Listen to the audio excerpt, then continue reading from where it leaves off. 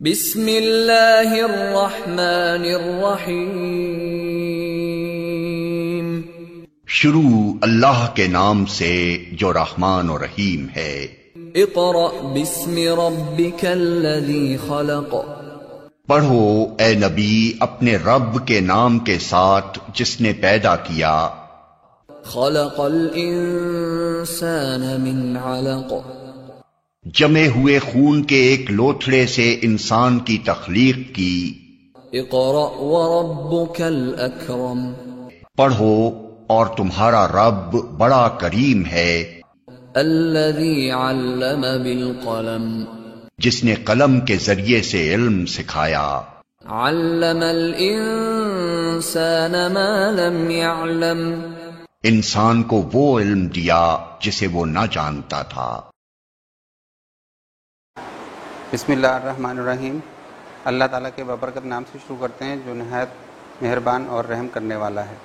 عزیز طلبہ، اس سے پہلے جو کلاس ہوئی تھی اس میں ہم نے 3 سبق آپ کو پڑھائے تھے، ملی وحدت، سفر امریکہ اور ملزہ فیض کے نام خط۔ یقیناً وہ آپ کی سمجھ میں آئے بھی ہوں گے۔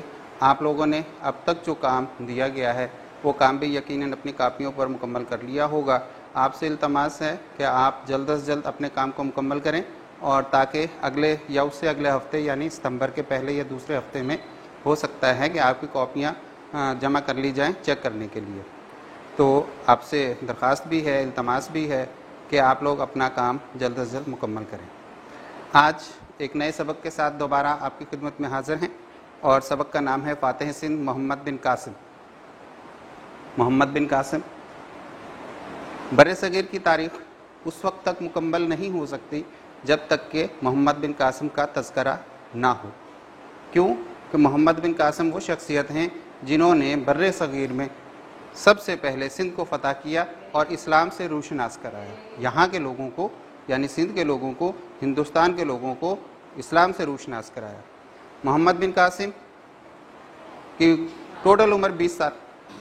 20 سال کی زندگی میں، 20 سال کی عمر میں اس شخص نے ایسے کارنامے انجام دیے کہ جو بھلائے نہیں جا سکتے، ناقابل فراموش قسم کے کارنامے ہیں جنہیں ہم بھلا نہیں سکتے۔ محمد بن قاسم کا پورا نام عماد الدین تھا۔ یہ ابھی بچے ہی تھے، چھوٹے ہی تھے کہ ان کے والد صاحب کا انتقال ہو گیا۔ پھر ان کے چچا، ان کے خالو اور ان کے سسر جن کا نام حجاج بن یوسف، اور وہ حجاج بن یوسف جو ہیں وہ بصرہ پہ حکمراں تھے، والی بصرہ تھے، انہوں نے ان کی تربیت کا ذمہ لیا۔ انہوں نے ان کو اپنی تربیت میں لے لیا، اپنی شفقت میں لے لیا۔ اسی طریقے سے جب چونکہ وہ حکمراں تھے، اس واسطے سے، اس تعلق سے انہوں نے محمد بن قاسم کی جنگی بنیاد پر بھی تیاری کروائی۔ جنگی بنیاد پر تیاری کرنے کی وجہ سے آپ ماہر جنگ بن گئے، یعنی آپ جنگ کے اتار چڑھاؤ اور جنگ کرنے کے طریقے بہت جلد سیکھ گئے، جس کا نتیجہ یہ نظر آتا ہے کہ صرف 17 سال کی عمر میں جب انہوں نے سندھ پر حملہ کیا اور سندھ کو فتح بھی کر لیا۔ ٹھیک، یہ ان کا معاملہ۔ چونکہ حجاج بن یوسف عراق کا حکمراں تھا، لہٰذا ان کا تعلق بھی عراق سے ہوا۔ ٹھیک، یہ ہمارا علاقہ، ہمارا خطہ جس میں ہم اس وقت کھڑے ہوئے ہیں، کراچی، سندھ، یہ وہ خطہ ہے جو محمد بن قاسم کے قدموں سے روشناس ہوا۔ میں خاص طور پہ اپنے آپ کو خوش وقت سمجھتا ہوں کہ اس خطوں سے ہمارا تعلق ہے جہاں پر بڑے بڑے تاریخ ساز لوگ گزرے ہیں۔ اب ہم اس کا سبق پڑھیں گے کہ آخر کیا وجہ تھی، سندھ پر حملہ کرنے کی وجہ کیا تھی، کیا ضرورت پیش آ گئی تھی۔ وہ ضرورت پڑھیں گے، وہ وجہ پڑھیں گے، اس کے پیچھے کیا محرکات تھے وہ پڑھیں گے۔ آپ کو بھی روشناسی ہوگی، ہمیں بھی روشناسی ہوگی، اور آپ بھی اس کو معلوم کر کے خوش ہوں گے اور ہم بھی فرحت محسوس کریں گے۔ دیکھیے، اس سبق کو سلیم فاروقی صاحب نے ڈرامے کی صورت میں لکھا ہے، منظر نگاری کے ساتھ۔ پہلا منظر، دوسرا منظر، تیسرا منظر۔ تو ہم پہلے منظر کی یہاں پہ ابھی پڑھائی شروع کرتے ہیں۔ پہلا منظر کیا ہے؟ طریقہ یہ ہے جی، سرندیپ۔ سرندیپ آج کل اس کو سری لنکا کہتے ہیں، پہلے زمانے میں اس کا نام سرندیپ تھا۔ سرندیپ یعنی سری لنکا سے ایک بحری جہاز روانہ ہوتا ہے جو کہ عراق جا رہا ہوتا ہے۔ اس پر تجارت کا سامان ہوتا ہے، اس پر افراد ہوتے ہیں، اس پر خواتین اور بچے ہوتے ہیں، یہ سب اپنے سفر پر جا رہے ہیں۔ یہ اس جہاز کی جو اگلی منزل ہوتی ہے وہ دیبل ہوتی ہے۔ دیبل کراچی کے قریب ایک پرانی بندرگاہ ہوتی تھی، وہاں پر اس کا لنگر ہونا تھا، اس نے وہاں ٹھہرنا تھا، یعنی سری لنکا سے روانہ ہو کر جہاز کو دیبل آنا تھا۔ دیبل آنے کے لیے اسے بحیرہ عرب سے گزرنا تھا۔ دن بھر سورج اپنی روشنی دکھا کے غروب ہو گیا۔ جیسے ہی غروب ہوا، لوگ جو جہاز پر سوار تھے رات کے کھانا وانا کھا کے فارغ ہو گئے، اپنے اپنے جگہوں پر چلے گئے، نشستوں پر چلے گئے۔ کچھ لوگ باتیں کرنے لگے، کچھ خواتین اپنے بچوں کو شہیدوں غازیوں کے قصے سنانے لگی۔ یہ ان کا وقت جہاز پر بیت رہا تھا۔ سورج غروب ہوا، کھانا کھا لیا، آرام ہو گیا، سب کچھ ہو گیا۔ اتنے میں کچھ عورتوں اور بچوں کی چیخنے کی دردناک آواز پیدا ہوئی۔ دردناک کا مطلب درد سے بھری ہوئی۔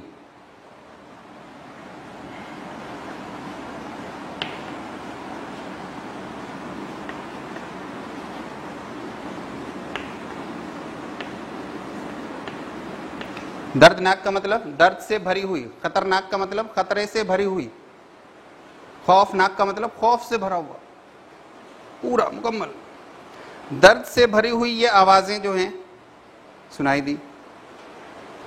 دو مسافر آپس میں بیٹھے ہوئے بات کر رہے ہیں، کیا یہ کیسا شور ہے؟ ایک مسافر بولا یہ کیسا شور ہے؟ دوسرے نے کہا شاید کسی بڑی مچھلی نے حملہ کر دیا ہوگا۔ دوسرا بولا اللہ رحم کرے، کچھ سمجھ میں نہیں آ رہا۔ تیسرے نے کہا شاید کسی بڑی مچھلی نے جہاز پر حملہ کر دیا ہوگا۔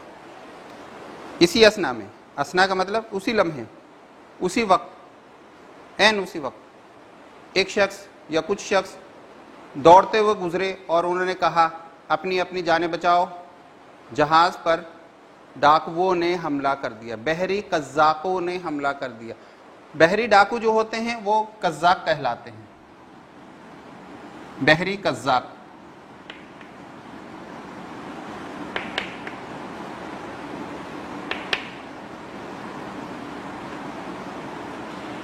بحری قزاق کا مطلب بحری ڈاکو۔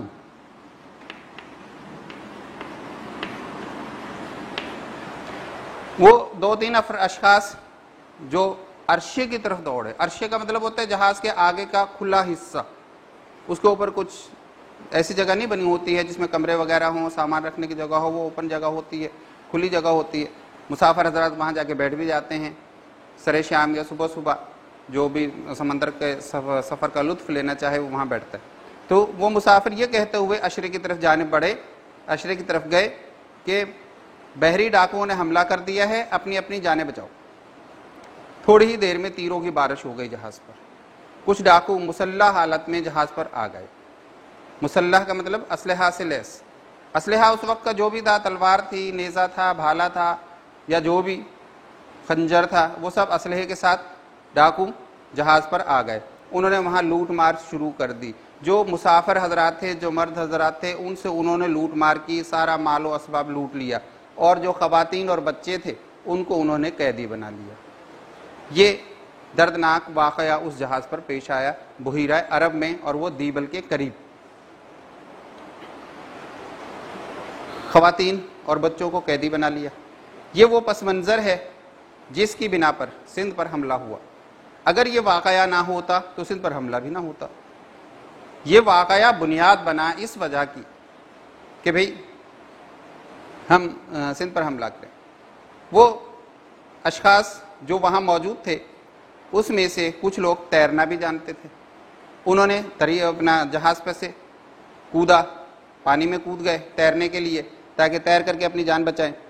اسی اسنا میں، اسی لمحے میں ایک خاتون نے کہا کاش کوئی ایسا شخص ہوتا جو کہ حجاج کو بتاتا، حجاج کو خبر کر دے، حجاج کو بتا دے، حجاج بن یوسف کو، کہ بھی کوئی ہے ان میں سے جو حجاج بن یوسف کو بتائے کہ ہمارے اوپر یہ افتاد ٹوٹی، ہمارے اوپر یہ مصیبت آ گئی، تو کچھ لوگوں نے، ڈاکوؤں نے ہمیں قید کر لیا، بچوں کو قید کر لیا، کہ کوئی ہو ایسا کہ جو حجاج بن یوسف کو جا کر بتائے۔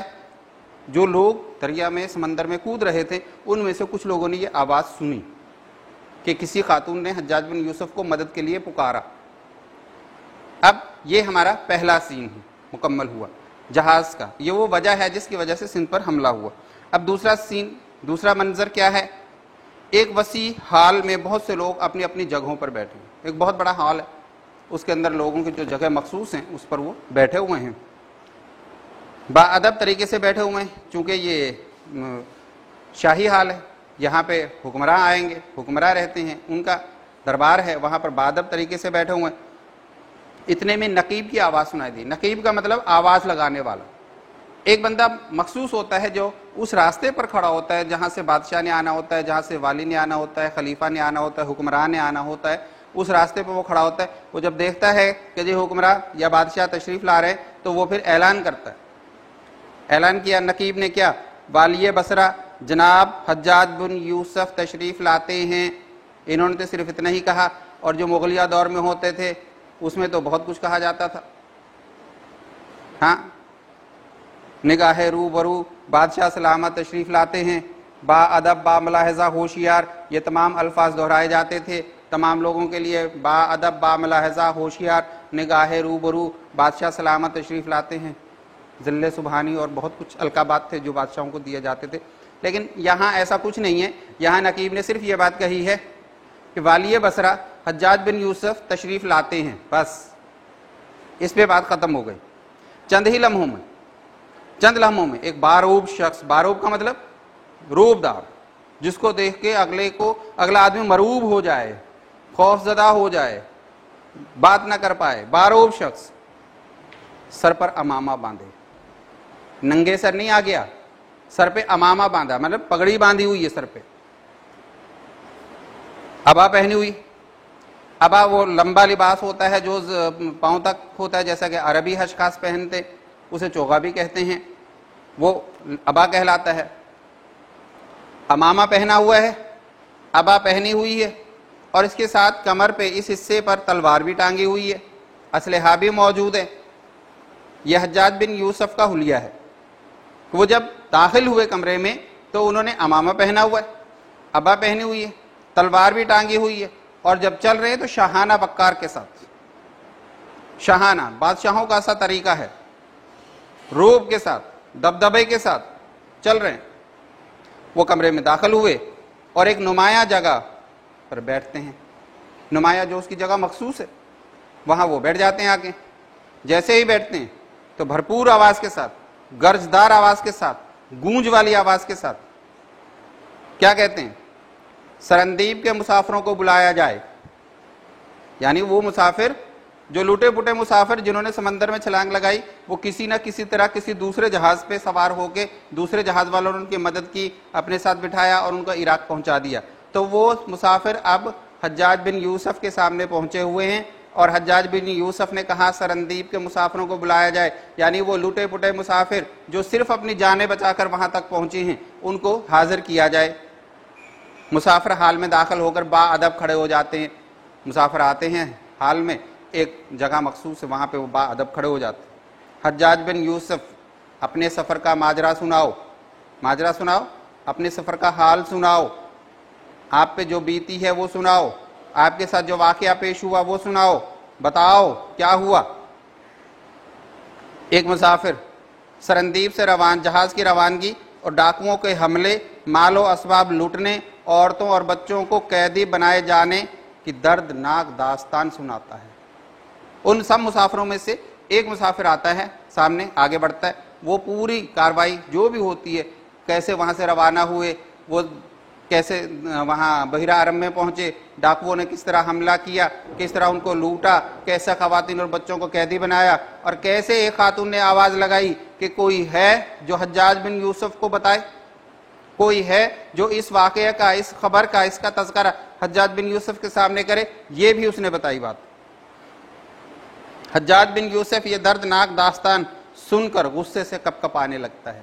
مسلمانوں پر ظلم ہوا، یہ مسلمان خواتین حضرات اشخاص جو کہ سرندیب سے عراق آ رہے تھے، ان کے اوپر یہ واقعہ ہوا، عراق کے رہائشی تھے، لہٰذا ان کے رعایا تھے وہ، اب رعایا پہ یہ ظلم ہوا تو وہ غصے سے کپ کپانے لگا، غصہ آ گیا اسے بہت، اس کا چہرہ سرخ ہو گیا، آنکھیں شعلے برسانے لگی۔ اور اپنی گرجدار آواز میں کہتا ہے. کیا کہتے ہیں؟ بہن گھبراؤ مت، میں تمہاری مدد کو آتا ہوں. وہ جو خاتون نے کہا تھا کہ بھی کوئی حجاج بن یوسف کو کہے کہ ہماری مدد، اس بات کا جواب دیتے ہوئے اس نے کہا کہ بہن گھبراؤ مت، میں تمہاری مدد کو آتا ہوں، پہنچ رہا ہوں، ڈاکوؤں کو ان کے کیے کی سزا ضرور ملے گی. اب یہ بات کہہ کے پورے حال میں خاموشی چھا گئی. چند لمحوں کی خاموشی رہی. خاموشی کے بعد حجاج بن یوسف چونکہ حکمراں ہیں، پہلے سفارتی طریقے سے مسئلے کا حل چاہتے ہیں، اور طریقہ یہی ہے پہلے سفارت بھیجی جائے، پہلے قاصد بھیجا جائے، پہلے پیغام بھیجا جائے، اپنی مصیبت ان کے سامنے رکھی جائے، ان کو بتایا جائے کہ اس کا حل کیا ہو. انہوں نے کیا کیا؟ انہوں نے بھی یہی کیا. حجاج عبدالعزیز سے کہتے ہیں، عبدالعزیز ان کے وزیر بھی ہو سکتے ہیں، مصاحب ہیں، ان سے کہا سندھ کے راجہ داہر کو ہمارا پیغام پہنچا دو. حجاج بن یوسف نے کہا سندھ کے راجہ داہر کو ہمارا پیغام پہنچا دو کہ وہ عورتوں اور بچوں کو ڈاکوؤں کی قید سے آزاد کرا کر مال و اسباب کے ساتھ عراق روانہ کرے. ہاں حکم کیا؟ سندھ کے راجہ داہر سے کہہ دو ہمارا پیغام پہنچا دو، اس کو لکھ کر بھیج دو، اس کو کہہ دو کیا کہ جو مسافروں کا مال لوٹا وہ بھی، اور جو خواتین اور بچے قید ہوئے وہ بھی، ان کو ڈاکوؤں سے آزاد کرائے، آزاد کرانے کے بعد ان کو تمام مال و اسباب کے ساتھ عراق بھیج دے. اس واقعے سے ہمارے دل کو بہت تکلیف ہوئی ہے. عبدالعزیز کیا کہتے ہیں؟ بہت بہتر جناب، ٹھیک ہے جی. لہذا عبدالعزیز نے خط لکھا. خط لکھنے کے بعد قاصد کو بلایا، جو ان کا قاصد تھا، جو ان کی سفارت تھی، جو دوسرے ملکوں میں جا کے اس پیغام کو پہنچاتے تھے، ایک جگہ سے دوسری جگہ پیغام لے کے جاتے تھے، ان کو بلا لیا. ان کو بلایا اور خط لکھ کے اس کو تھما دیا. ٹھیک ہے جی آپ جائیے. راجہ داہر کے پاس یہ خط لے کے وہ کئی دنوں کی منزل طے کر کے وہاں پہنچا. اب تیسرا منظر ہمارے پاس کیا آ رہا ہے؟ یہ ہے جی راجہ داہر کا دربار. دیکھیے راجہ داہر صاحب کیا چیز ہے. سندھ کا راجہ داہر بڑی شان و شوکت کے ساتھ اپنے دربار میں سونے کے تخت پر بیٹھا ہے. عمارت کا اندازہ لگائیے، سونے کے تخت پر بیٹھا ہے. یہ ہے سندھ کا راجہ. اس کا خاص مصاحب اس کے ساتھ کھڑے ہونے والا، اس کا وزیر سمجھ لیں، اس کا ہمدرد سمجھ لیں، اس کے ساتھ رہنے والا مصاحب اس سے والی بصرہ حجاج بن یوسف کے پیغام کا ذکر کرتا ہے. وہ ان کو بتاتا ہے کہ جی حجاج بن یوسف والی بصرہ ہے، انہوں نے ایک پیغام بھیجا آپ کے نام، ان کا ایک قاصد آیا ہے، ان کی ایک سفارت آئی ہوئی ہے، وہ ایک پیغام لے کر آئی ہے. اب راجہ داہر کو جب پتہ چلا، اس نے کہا جی مسلم قاصد کو شاہی آداب کے ساتھ حاضر کیا جائے. مسلم قاصد ان کے پاس آ گئے، شاہی آداب رکھ کے انہوں نے بجا لائے. اس کے بعد وہ جو خط لے کر چلے تھے حجاج بن یوسف کا، وہ انہوں نے ان کے سامنے پیش کر دیا. راجہ داہر خود تو نہیں پڑھا، اس نے اٹھا کے دوسرے کو دیا، اسے کہا جی پڑھ کر سناؤ. وہی خاص مصاحب جو راجہ داہر کے ساتھ کھڑا ہوا تھا، اس نے وہ پیغام پڑھ کر سنایا. وہی پیغام کون سا؟ جو حجاج بن یوسف نے لکھا کہ بھئی جو خواتین اور بچے قیدی ہوئے، جو لوگوں کا اسباب مال لوٹا گیا، ان کو قیدیوں، ان کو ڈاکوؤں سے رہا کرا کر مال و اسباب کے ساتھ عراق بھیجے. یہی پیغام ان کے پاس پہنچ گیا. یہ پیغام جب راجہ داہر کو ملا تو وہ تو غصے سے لال پیلا ہو گیا. غصے سے لال پیلا ہونا، بہت زیادہ غصہ ہونا.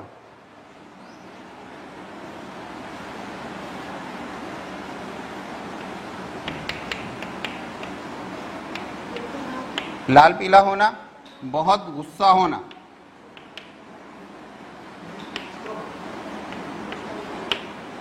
راجہ داہر کو جب یہ پیغام پڑھ کر سنایا گیا تو وہ غصے میں آ گیا. کیا کہا؟ بصرہ کے والی نے ہمیں بڑا گستاخانہ خط لکھا. گستاخانہ بدتمیزی والا، بے ادب.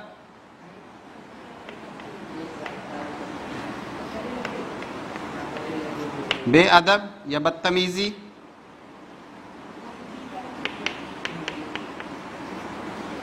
گستاخانہ خط لکھا. انہوں نے کہا جی یہ جو خط آیا ہے بصرہ کے جو والی حجاج بن یوسف نے ہمیں لکھا، یہ بڑا گستاخانہ خط لکھا ہے انہوں نے. شاید اسے ہمارے روب و دبدبے کا علم نہیں. یہ راجہ داہر صاحب بتا رہے ہیں کہ شاید حجاج بن یوسف کو ہمارے روب اور دبدبے کا علم نہیں ہے. ہم سندھ کے راجہ ہیں، بڑے بڑے راجہ مہاراجہ ہمارے نام سے کانپتے ہیں. یہ دھمکی آمیز خط ہمیں کون لکھ سکتا ہے؟ کس کی ضرورت ہے جو ہمیں اس طرح کا خط لکھ دے؟ ہماری طرف سے بصرہ کے والی کو خط لکھ دیا جائے. اب وہ تو غصے میں یہ الفاظ بول گیا، کون ہمارے سامنے اس طرح کی بدتمیزی کر سکتا ہے؟ کون راجہ مہاراجہ ہمارے سامنے کھڑے نہیں ہو سکتے، ہمارا نام سن کے کانپنے لگتے ہیں. تو حجاج بن یوسف نے اتنا بدتمیزی والا خط کیسے لکھا؟ اب پیغام دے رہے ہیں، اپنا بھی پیغام دے رہے ہیں. کیا پیغام دے رہے ہیں؟ کہ بصرہ کے والی کو لکھ دیا جائے کہ جن سمندری لٹیروں نے اس جہاز کو لوٹا ہے، یہ حرکت کی ہے، ان مسلمانوں کو قیدی بنایا ہے، وہ ہمارے قابو سے باہر ہے، لہٰذا تم میں ہمت ہے تو آ کے ان سے نپٹ لو. اب یہ جو دیکھیں راجہ داہر کا پیغام، ادھر تو کہہ رہا ہے کہ ہمارے سامنے راجہ مہاراجہ سارے کے سارے ہمارے نام سے کانپتے ہیں، جب ڈاکوؤں کا تذکرہ آیا اور پھر کہتے ہیں کہ جی ہمارے بس سے باہر ہے. کون سی بات سچی ہوگی؟ آیا وہ اتنا طاقتور ہے کہ اس کے سامنے کوئی کھڑا نہیں ہو سکتا، اور جب ڈاکوؤں کی باری آئی تو وہ بھیگی بلی بن گیا؟ یہ کیا طریقہ ہوا؟ یہ ہے سندھ کے راجہ. ادھر دیکھیں تو طاقتور نظر آ رہے ہیں، جب ڈاکوؤں کی طرف دیکھتے ہیں تو پھر بالکل بھسم ہو جاتے ہیں. پھر کہتے ہیں کہ جی ہمارے بس سے باہر ہے. کیسے تمہارے بس سے باہر ہے؟ پھر تم کیسے راجہ ہو؟ مسلم قاصد راجہ داہر کا جوابی پیغام لے کر حجاج بن یوسف کی خدمت میں حاضر ہوتا ہے. وہ یہی جواب جو انہوں نے لکھ کے دیا کہ بھی یہ ڈاکو ہمارے بس میں نہیں ہے، تم میں ہمت ہے تو آ کے تم ان سے نبٹ لو. یہ خط لے کے وہ حجاج بن یوسف کے پاس آ گیا. حجاج بن یوسف نے جب یہ خط سنا تو وہ بھی غصہ ہوا، آگ بگولا ہو گیا. غصے سے آگ بگولا ہونا، بہت زیادہ غصہ ہونا، اس کا مطلب بھی یہی ہے.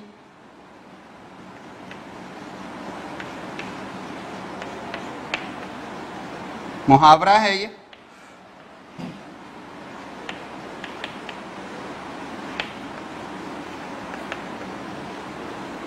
بہت غصہ میں ہونا. اب حجاج بن یوسف بھی بہت زیادہ غصے میں ہوا. اب انہوں نے کیا طریقہ کیا؟ طریقہ یہ کیا کہ پہلے ایک چھوٹا سا مسلمانوں کا لشکر بھیجا سندھ کی سرکوبی کے لیے، راجہ داہر کی سرکوبی کے لیے. وہ جب وہاں آیا تو راجہ داہر کا مقابلہ نہیں کر سکا، لہٰذا وہ واپس ہار کے پہنچ گیا. اب یہ ہار کر جب گئے تو سندھ کے جو راجہ ہیں، سندھ کے جو لوگ ہیں، یہ بڑے وہ ہو گئے کہ لے جی ہم تو ان مسلمانوں کو ہرا دیں گے. وہ ایک چھوٹا سا لشکر تھا، اس کے ساتھ ان کا پالا پڑا تو اس سے وہ جیت گئے. تو وہ سمجھتے ہمیں دنیا میں. یہ لشکر جب ناکام ہو کے واپس گیا تو اب حجاج نے اس مہم کے لیے اپنے نوجوان بھتیجے اور داماد محمد بن قاسم کا انتخاب کیا، جو ابھی 17 سال کا تھا. اس کو انہوں نے منتخب کیا کہ اب فوج اس کی سپہ سالاری میں روانہ کی جائے گی. یہ تیسرا منظر تھا جو کہ راجہ داہر کے دربار کا تھا. اب ہم دیکھتے ہیں چوتھا منظر کیا ہوا. حجاج بن یوسف اور محمد بن قاسم، رات کے 12 بج چکے ہیں. حجاج بن یوسف ملاقات کے کمرے میں تنہا بیٹھا ہے. اتنے میں محمد بن قاسم اجازت لے کر اندر داخل ہوتا ہے. حجاج بن یوسف کھڑا ہوتا ہے اور آگے بڑھ کر اپنے قابل فخر بھتیجے کا ماتھا چومتا ہے. اس کے بعد دونوں بیٹھ جاتے ہیں. رات کا ٹائم 12 بج چکے ہیں، سب لوگ خواب خرگوش کے مزے لے رہے ہیں اور حجاج بن یوسف اپنے ملاقات کے کمرے میں بیٹھا ہوا ہے. محمد بن قاسم کو بلاتا ہے، وہ وہاں آتا ہے تو یہ کھڑے ہو کر اس کا استقبال کرتے ہیں، اس کا ماتھا چومتے ہیں اور پھر دونوں بیٹھ کر بات کرتے ہیں. کیا بات ہو رہی ہے؟ حجاج، سندھ کے راجہ داہر نے مسلمانوں سے جنگ چھیڑ کر ان کی غیرت کو للکارا ہے، ان کی ہمت کو للکارا ہے، ان کو لڑنے پر اکسایا ہے. ہمارے پہلے لشکر کی ناکامی نے ان کے حوصلے بلند کر دیے. یہی وہ کہانی ہے کہ جو پہلا لشکر وہاں سے ناکام ہو کر لوٹ آیا، اب ان کے حوصلے بڑھ گئے ہیں. اب وہ اپنے آپ کو دنیا کا طاقتور ترین سمجھ رہے ہیں کہ مسلمانوں کی طرف سے جو بھی آئے گا ہم اس کو ایسے ہی شکست دے کے بھیج دیں گے. ہمیں یہ اطلاع ملی ہے کہ مسلمان عورتیں اور بچے راجہ کے قیدی ہیں. یہ ہے اصل کہانی. وہ جو کہہ رہا تھا کہ قیدی وہ ڈاکو ہمارے بس میں نہیں، وہ خود ڈاکو ہے تو اس کے بس میں کیسے نہیں؟ اس کی اجازت کے بغیر کیسے اس کے علاقے میں ڈاکہ ڈال سکتا ہے کوئی؟ کیسے ممکن ہے؟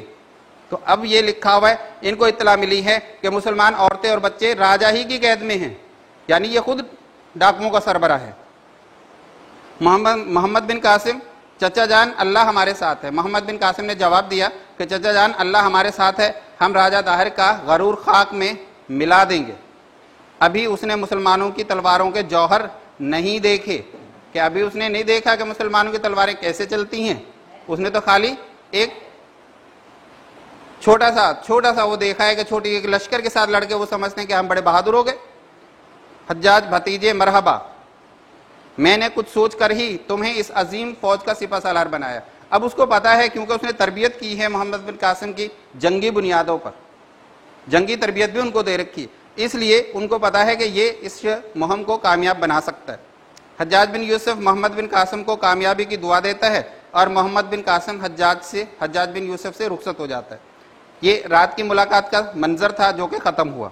اب اگلے دن کیا ہوا؟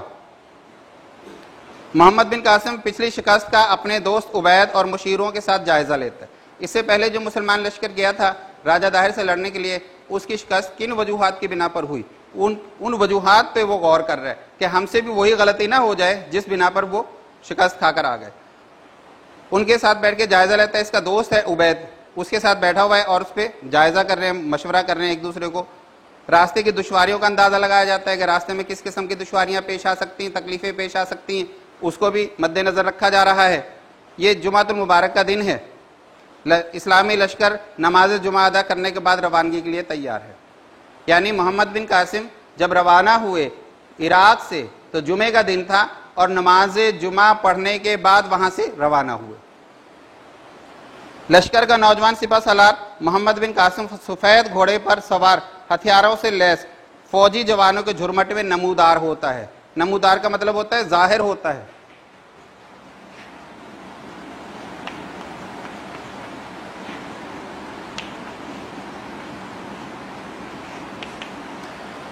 محمد بن قاسم سپہ سالار ہیں اس فوج کے، اس لشکر کے، وہ سفید گھوڑے پہ سوار ہیں، وہ خود بھی فوجی ساز و سامان سے لیس ہیں، اپنے اسلحے کے ساتھ لیس ہیں، اور اس کے بعد نکلتے ہیں۔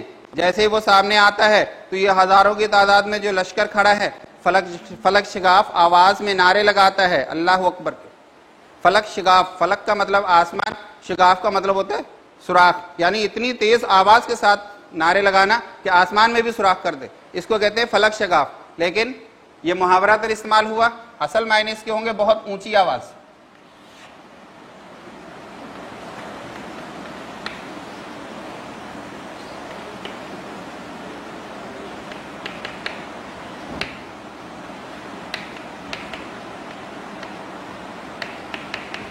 بہت اونچی آواز، شور کی طرح کی آواز۔ محمد بن قاسم انہیں ہاتھ اٹھا کر الوداع کہتا ہوا آگے بڑھتا ہے اور سندھ کی مہم پر روانہ ہو جاتا ہے۔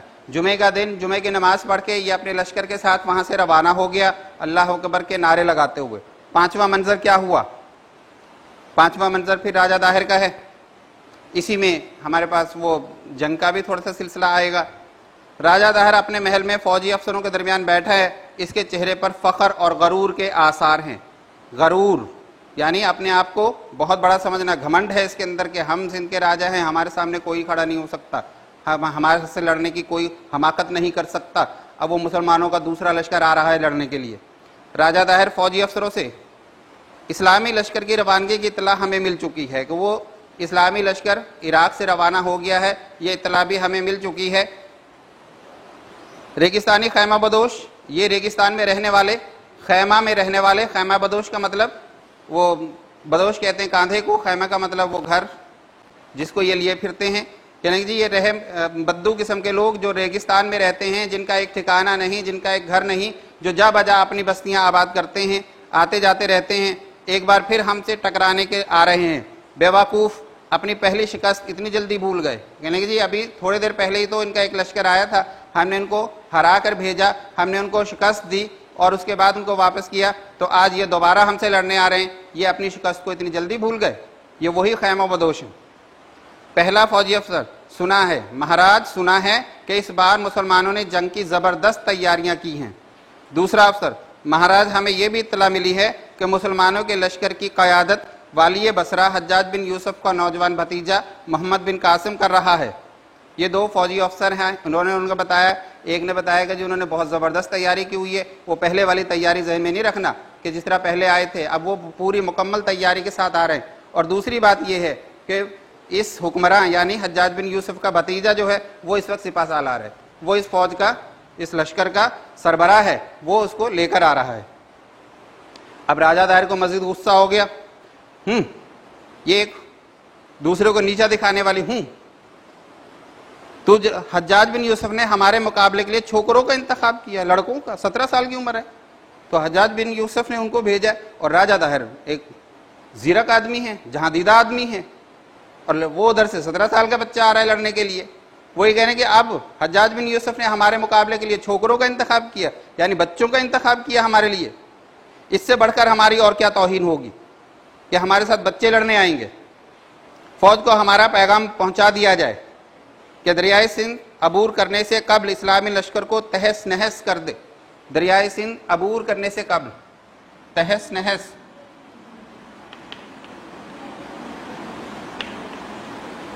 تہس نہس کرنا، تباہ و برباد کرنا.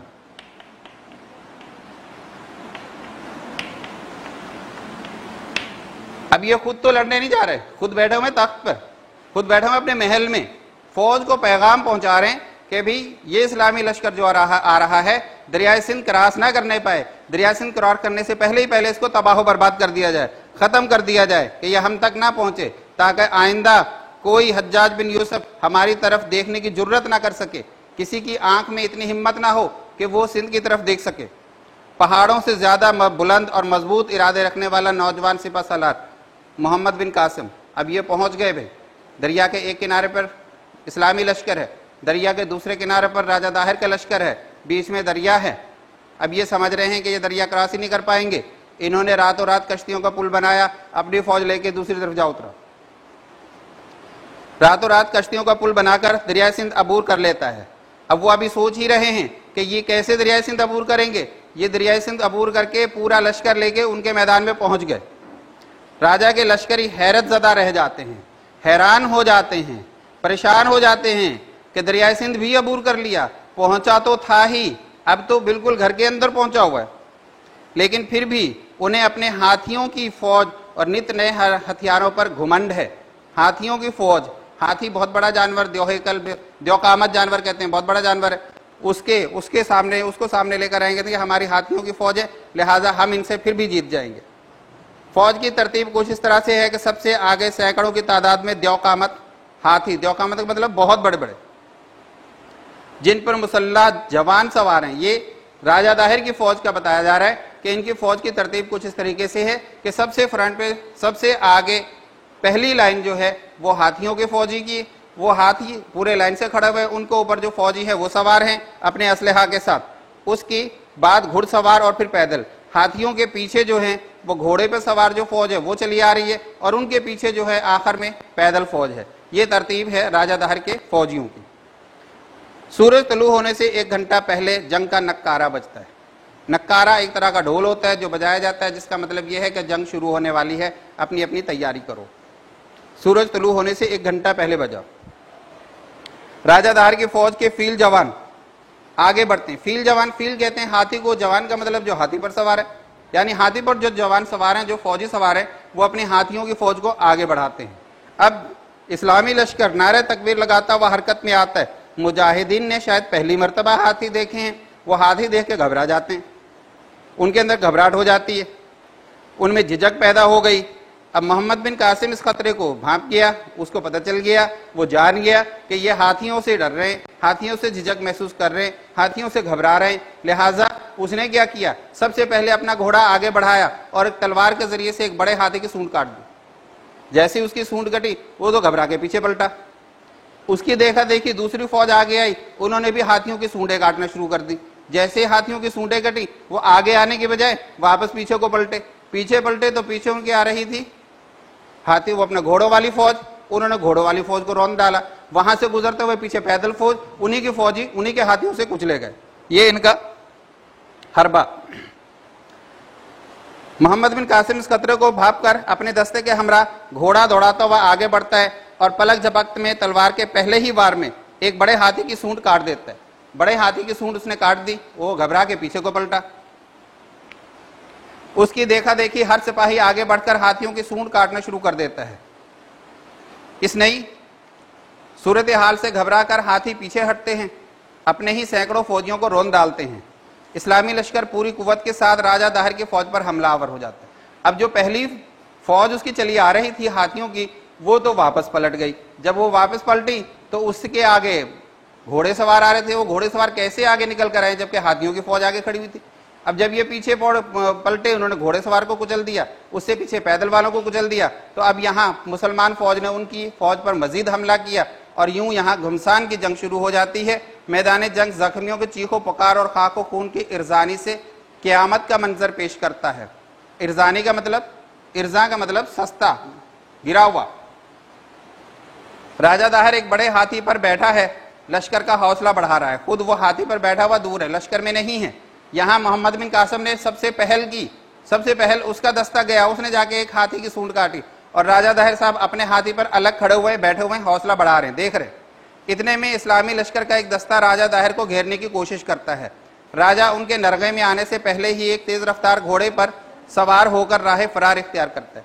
अब राजा साहब ने जब देखा कि इस्लामी लश्कर उसकी तरफ आ रहे हैं, उसको घेरने की कोशिश कर रहे हैं, तो वो साहब पहले से घोड़ा तैयार करके खड़े हुए थे। वो हाथी छोड़ घोड़े पे बैठा और वहां से फरार हो गया, लेकिन कत्ल कर दिया जाता है। सिर्फ फरार नहीं हुआ, वो अगर फरार हुआ तो मुसलमान लश्कर भी उसके पीछे लग गया। एक जगह जाके उन्होंने उसको पकड़ा और उसको कत्ल कर दिया। लश्कर में उसके कत्ल की खबर से अबतरी फैल गई। अब जब ये हिंदुओं को पता चला, राजा दाहिर की फौज को पता चला कि राजा दाहिर तो कत्ल हो गया, अब अबतरी फैल गई, वो परेशान हो गए। अब किसके लिए लड़े? ये मंजर देखकर इस्लामी लश्कर के हौसले बढ़ जाते हैं। ये चीज जब सामने आती है तो इस्लामी लश्कर जो है, जो मोहम्मद बिन कासिम का लश्कर है, जो कि इराक से आया हुआ है, उसके हौसले बढ़ जाते हैं और वो राजा दाहिर के अजीम लश्कर को पीछे हटने पर मजबूर कर देता है। राजा का लश्कर मैदान छोड़कर अपने मजबूत किले में पनाह ले लेता है। मैदान से तो भाग गए। अब वो पिछला याद आ रहा है उनको कि एक लश्कर पहले आया था, उनको शिकस्त दी तो समझते थे कि हम दुनिया में बड़े मजबूत हैं। अब मैदान छोड़कर भागे। कहाँ चले गए? उन्होंने वो किला बनाया हुआ था, उस किले में जाके चले गए। किले की आहिनी दीवारें इस्लामी लश्कर के कदम रोक लेती हैं। आहिनी दीवारें मतलब लोहे जैसी सख्त दीवारें, लोहे जैसी मजबूत।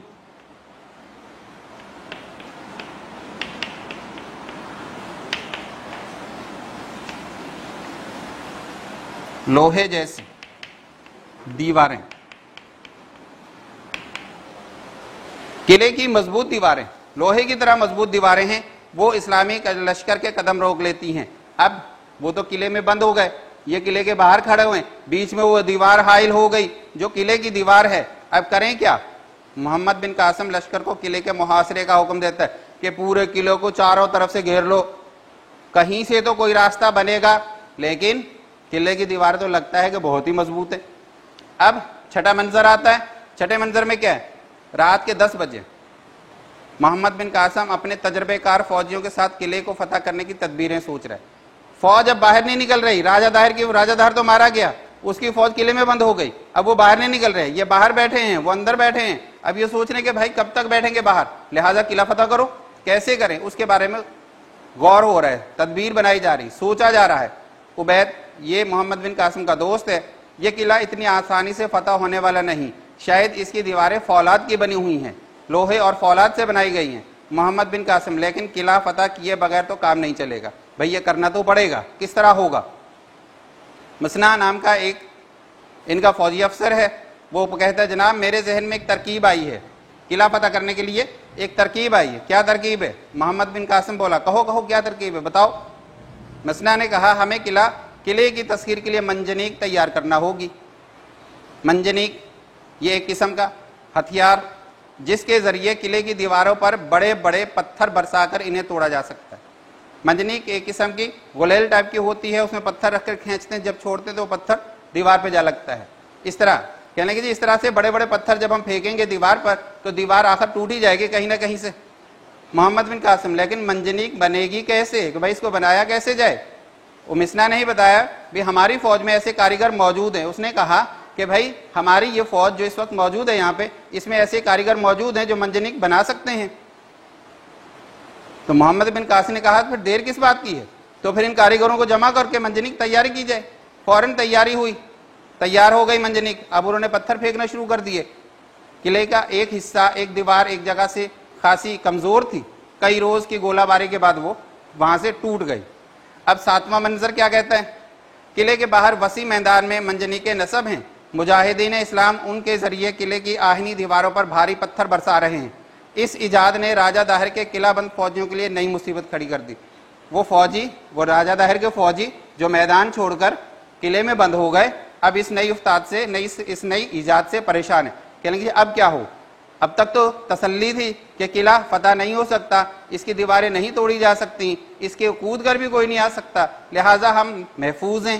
اب جبکہ انہوں نے منجنیق کے ذریعے بھاری پتھر دیواروں پر مارنا شروع کیے تو یہ ان کے لیے ایک نئی مصیبت بن گئی.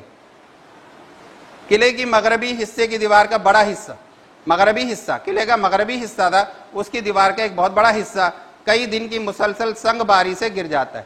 سنگ باری کا مطلب وہ پتھر، سنگ کہتے ہیں پتھر کو، سنگ باری پتھر مارنا، پتھر مارنے سے وہ حصہ گر جاتا ہے.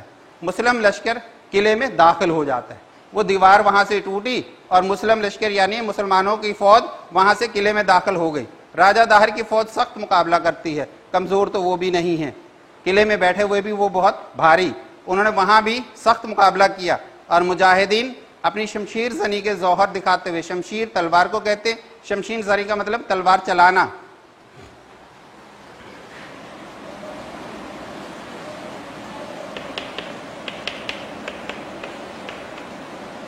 شمشیر زنی تلوار چلانا.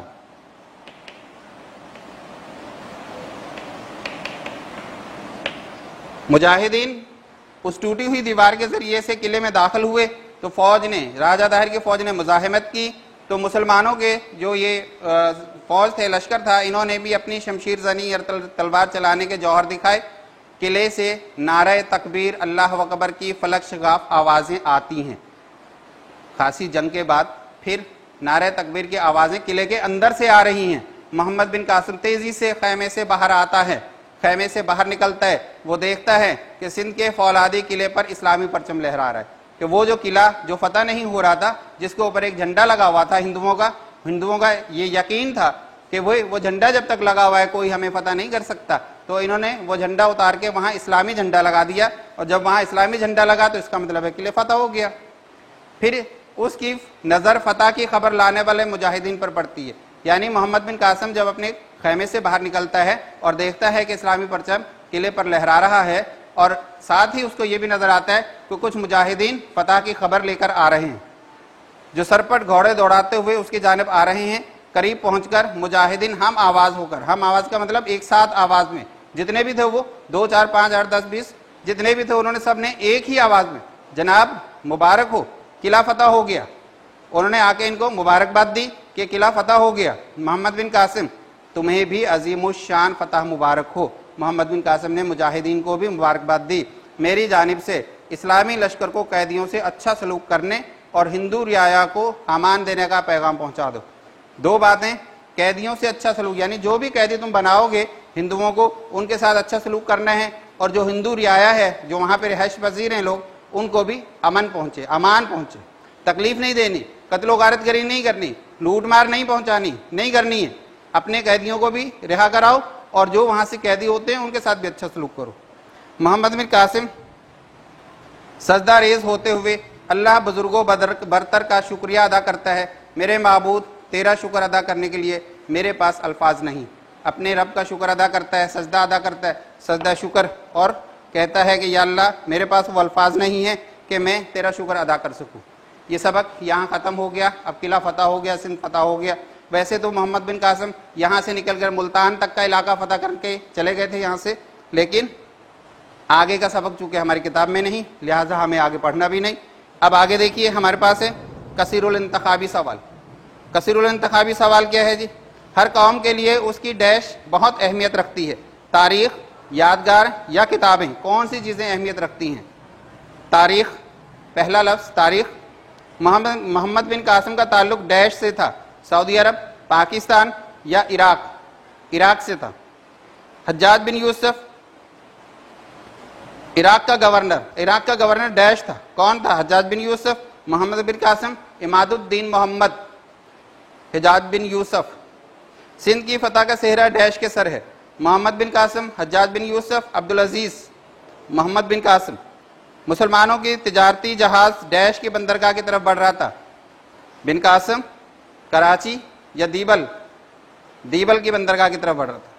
تجارتی جہاز پر ڈیش نے سوار ہو کر لوٹ مار شروع کر دی، مچھیروں نے، مسافروں نے یا ڈاکوؤں نے لوٹ مار شروع کر دی۔ مسافر کی دردناک داستان سن کر حجاج بن یوسف کا چہرہ ڈیش ہو گیا، پیلا ہو گیا، لال پیلا ہو گیا یا سرخ ہو گیا۔ محمد بن قاسم کی سندھ آمد کے وقت سندھ کا راجہ ڈیش تھا، راجہ داہر، پرتھوی راج، اورنگزیب یا احمد شاہ ابدالی؟ کون تھا؟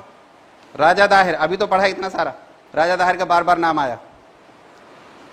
اس ڈرامے کے مناظر کی تعداد اور مرکزی کرداروں کے نام لکھیں۔ مناظر کتنے ہیں؟ 7۔ مرکزی کردار کون کون؟ محمد بن قاسم، حجاج بن یوسف، عبدالعزیز، عبید اور مسنا۔ محمد بن قاسم کا پورا نام اور سندھ آمد کے وقت اس کی عمر کتنی تھی؟ پورا نام اس کا تھا عماد الدین محمد، اور سندھ میں جب اس نے حملہ کیا، سندھ فتح کیا، اس کی عمر تھی 17 سال۔ حجاج بن یوسف اور محمد بن قاسم کا آپس میں کیا رشتہ تھا؟ ان کا آپس میں 3 رشتے تھے، چچا بھتیجا بھی تھے، خالو بھانجا بھی تھے اور سسر داماد بھی تھے۔ سری لنکا کا پرانا نام سرندیپ ہے۔ کاش کوئی حجاج کو خبر کر دے، یہ کس کے الفاظ تھے؟ یہ ایک خاتون کے تھے، درد بھرے آواز تھے جس نے جہاز میں دہائی دی تھی۔ محمد بن قاسم اپنے لشکر کے ساتھ کس دن روانہ ہوئے؟ محمد بن قاسم اپنے لشکر کے ساتھ جمعہ کے دن جمعہ کی نماز پڑھ کر روانہ ہوئے۔ یہ مختصر سوالات کے جوابات ہیں۔ اس کے بعد آپ جانتے ہیں کہ آپ کا جو یہ حل شدہ ہے آپ کے پاس، اس میں صفحہ نمبر 103 سے لے کے 106 تک یہ ہم نے لکھ بھی دیا ہے یہاں پر۔ 103 سے 106 تک جو بھی کام لکھا ہوا ہے اس کو آپ اپنی کاپی پر لکھیے اور اس کو یاد بھی کیجئے، کیونکہ اگلے مہینے کے پہلے یا دوسرے ہفتے میں آپ کی کاپیاں جمع ہو جائیں گی، کاپیوں کو چیک کیا جائے گا، اور اس کے ساتھ ساتھ جیسے ہی اسکول میں آپ آئیں گے، اسکول کھلے گا تو آپ کا ٹیسٹ یا پیپر، امتحان جو کچھ بھی ہے وہ بھی ہوگا۔ ان سب چیزوں کو یاد بھی کیجئے اور اپنی کاپیوں کو مکمل کیجئے اور اپنے آپ کو اسکول آنے کے لیے تیار کیجئے۔ آج تک کے لیے اتنا ہی کافی، بہت شکریہ۔